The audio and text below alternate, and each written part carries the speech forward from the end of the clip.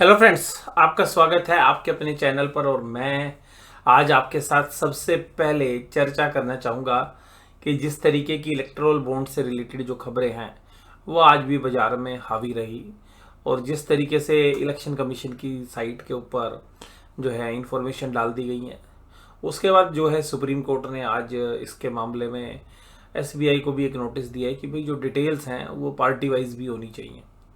तो अब देखते हैं इस गहमा गहमी के बीच में जो है खबरें किस तरीके से काम करती हैं। हालांकि एक साउथ इंडिया बेस्ड एक लॉटरी कंपनी और दूसरा साउथ और एशिया सॉरी जो नॉर्थ ईस्ट में भी काम है, थोड़ा सा साउथर्न रीजन में उस लॉटरी कंपनी का काम है। तो उसने सबसे बड़े इलेक्ट्रोल बॉन्ड्स खरीदे हैं। उसके बाद एक मेगा इंजीनियरिंग नाम की जो कंपनी है। तो ये जो सारी चीज़ें हैं, अगर ये डिटेल आने लगेंगी तो थोड़ा सा जो है असहज जो है पॉलिटिकल पार्टीज हो सकती हैं। और काफ़ी अच्छे चांसेस ये हैं कि जो बीजेपी से रिलेटेड भी जो है कुछ लोन्स जो है होंगे।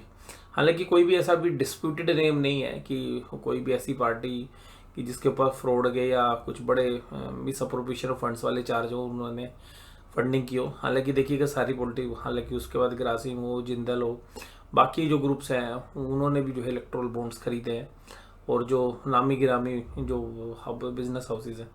लेकिन जिसकी सबसे बड़ी खबर थी कि अदानी अंबानी जी की जो है शायद सबसे बड़ी फंडिंग होगी, तो वो जो है कहीं ना कहीं भी जो है मिसिंग है देखने में। तो इतने बड़े नंबर्स जो है जिसकी उम्मीद कर रहे थे वो नहीं है। तो बाजार के लिए भी वो एक न्यूट्रल हो गया। तो हालांकि आज बाजार जब सुबह खुलेगा और खुलते के साथ गिर गए, और गिरने के बाद जहाँ पे संभले हैं, ये हमारे सोमवार का भी मुझे लग रहा है कि यही बेस है। अगर 21,930, क्योंकि मैं आपके साथ चर्चा कर रहा था कि भाई 21,950 के आसपास जो है जाके बेस बनता है। 21,950 के नीचे अगर बाजार घंटे 2 घंटे ट्रेड करेगा तो ही आप कमजोरी देख सकते हैं। तो अल्टीमेटली आज जो लेवल बना है वो 21,931 का है। तो इसी के आसपास ये जो लेवल्स हैं इनको आप मान के चलिएगा। जब तक ये लेवल्स रहेंगे तब तक बाजार साइडवेज टू पॉजिटिव रहने की संभावना है। साइडवेज टू पॉजिटिव यानी कि बाजार यूं ऊपर नीचे करता रहे और स्लाइटली जो है पॉजिटिव हो सकता है, क्योंकि बाजार यहाँ बार बार सपोर्ट ले रहा है। अगर हम निफ्टी की भी बात करें तो निफ्टी की जो कैंडल है, तो जिस एरिया में बाजार काम कर रहा है उस एरिया के बॉटम साइड में आ गया है। तो मैंने आपको बोला कि भाई साइडवेज या तो यहीं पर जिग जैग में चलता रहे, ये थोड़ा सा ऊपर जा सकता है। तो स्लाइटली पॉजिटिव का भी रुझान है जब तक 21,950, और मैं आज क्योंकि जो आज का लो है मैं उसको अहमियत दे रहा हूँ, 21,930 के ऊपर जब तक बाजार है तब तक साइडवेज टू पॉजिटिव रहने की उम्मीद है। और 21,930 टूटने के बाद अगर बाजार 1 से 2 घंटे अगर नीचे जाता है तो ही मंदी का अंदेशा जो है बन सकता है। और बाजार जिस तरीके से एक चैनल के अंदर काम कर रहा है, और इस चैनल का के बॉटम के आसपास जो है ये बाजार ने काम किया। अगर हम पिछले 15-20 दिन के बात करें तो 15-20 ट्रेडिंग सेशन में इसी रेंज में बाजार चल रहा है। तो उस रेंज के बॉटम में आ गया, और उस रेंज से उम्मीदें ये भी हो सकती है कि यहाँ पे एक साइडवेज हो कि बाजार ऊपर की तरफ चले। और बजाज फाइनेंस, अदानी एंटरप्राइज, भारतीय एयरटेल, अदानी पोर्ट्स और एचडीएफसी लाइफ जो है ये प्लस में थे। कमजोरी थी महिंद्रा एंड महिंद्रा में, रिलायंस में, लार्सन में, टाटा में और इन्फोसिस में। अगर हम एडवांस डिक्लाइन की बात करें तो अभी देखिएगा डिक्लाइन वाले शेयर्स ज़्यादा थे। और मार्च के महीने में जनरली आज जो एडवांस टैक्स की भी डेट थी, तो यहाँ पर जो लोग कह रहे थे कि एडवांस टैक्स की वजह से जो आउटफ्लो हुआ है, पर मुझे ऐसा लगता है कि ऐसा नहीं है।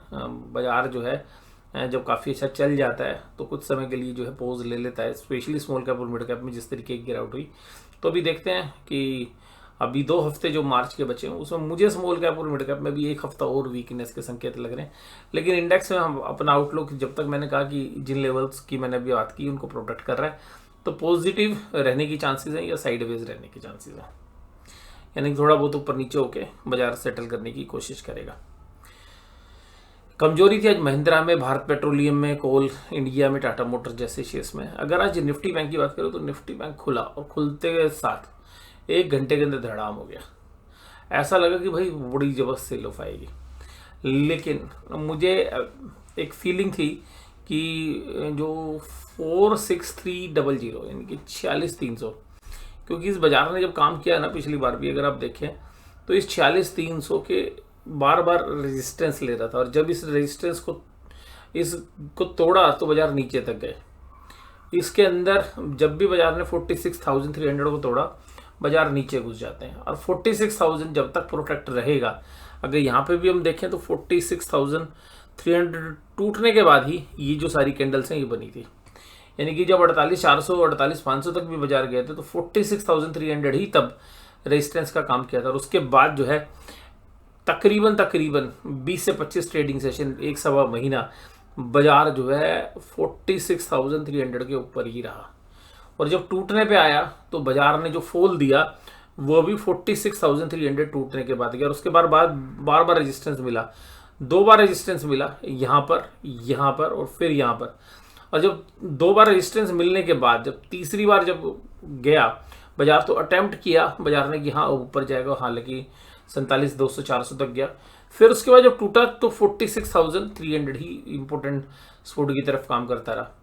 अब देखिएगा दोबारा से ये 46,300 के आसपास ही बाजार जो है सपोर्ट लेगा।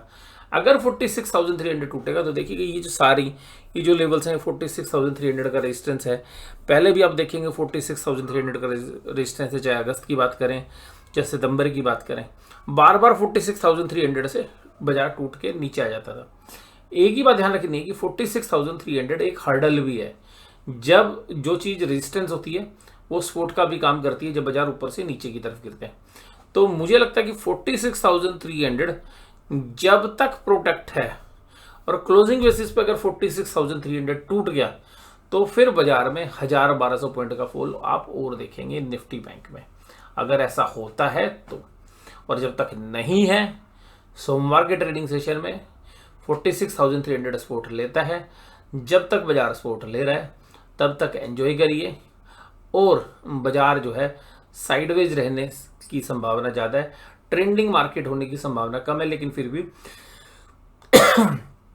अपना जो व्यू है वो साइडवेज टू पॉजिटिव ही है जब तक 46,300 प्रोटेक्ट हो रहा है। और जैसे ही 46,300 टूटता है बाजार में एक जबरदस्त तरीके की वीकनेस बनेगी और एग्रेसिवली जो स्टॉप लॉस लगे हुए हैं वो स्टॉप लॉस ट्रिगर होंगे और फिर बाजार नीचे जाने की संभावना बढ़ जाएगी। फेडरल बैंक, इंडसइंड बैंक, बंधन बैंक और आईडीएफसी फर्स्ट बैंक, यानी कि जो हैवी वेट्स बैंक्स हैं उनको छोड़ दो, वो सब माइनस में थे। ये चारों बैंक हैं, ये टॉप 5 में नहीं आते हैं। अगर बैंक निफ्टी की वेट की बात करें तो बैंक निफ्टी में जो वेटेज वाले share ICI bank, SBI, axis और एचडीएफसी के अलावा कोटक, ये सब माइनस में थे। तो आज जो है ऐसे बैंक्स जो हैं तेजी में थे जिनका वेटेज ज़्यादा नहीं है। इसके अलावा जो पीएसयू बैंक्स हैं वो भी जो है कमजोरी झेल रहे हैं और एसबीआई तो देखिए झेल ही रहा है। आईएफआईज ने अच्छी खासी बाइंग की कैश मार्केट में 848 करोड़ की, लेकिन डीआई 682 करोड़ का माल बेचते हुए नजर आए। इसके बाद 633 करोड़ की इंडेक्स फ्यूचर्स भी सेल करके गए और एफआईज 1920 करोड़ के स्टॉक फ्यूचर्स भी। तो हालांकि अभी भी net to net stock futures जो है एफआईज के प्लस साइड ही हैं। पुट कॉल रेशो 0.80 है, ये भी साइडवेज जो है उसी का इंडिकेशन दे रही है। बैंक निफ्टी में भी साइडवेज है, साइडवेज टू पॉजिटिव का ही संकेत है। अगर पुट कॉल रेशियो को भी देखें, डाउ जोन्स इंडस्ट्रियल एवरेज मतलब फ्लैट ही है, कुछ ज़्यादा तेजी भी नहीं है ना कमजोरी है। ब्रेंट क्रूड $84 पर आ गया तो थोड़ा सा सॉफ्ट हुआ कल के मुकाबले में।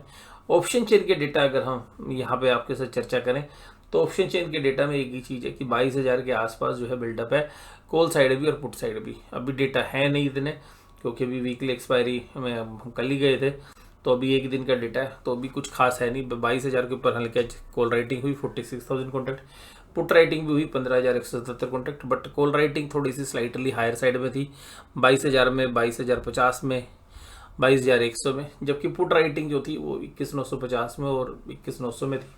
लेकिन कॉल के सामने तकरीबन 60 से 70%। और जो कुछ अच्छी खासी अगर पुट राइटिंग हुई है तो वो 21,800 पे हुई है। और हमें ये लगता है कि अगर 21,950 टूटता है तो उसके बाद अगला जो स्पोर्ट एरिया है वो 21,800 ही बनेगा।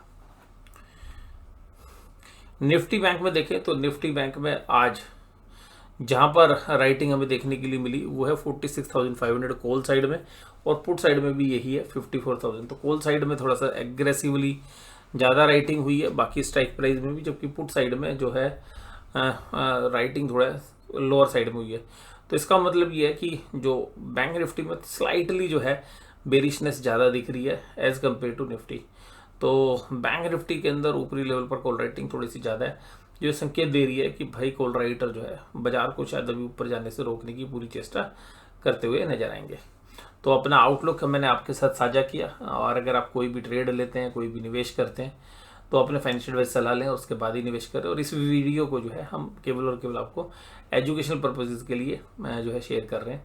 और आपको वीडियो कैसी लगी जरूर से जरूर कमेंट बॉक्स में बताइए। वीडियो देखने के लिए धन्यवाद। Thank you very much.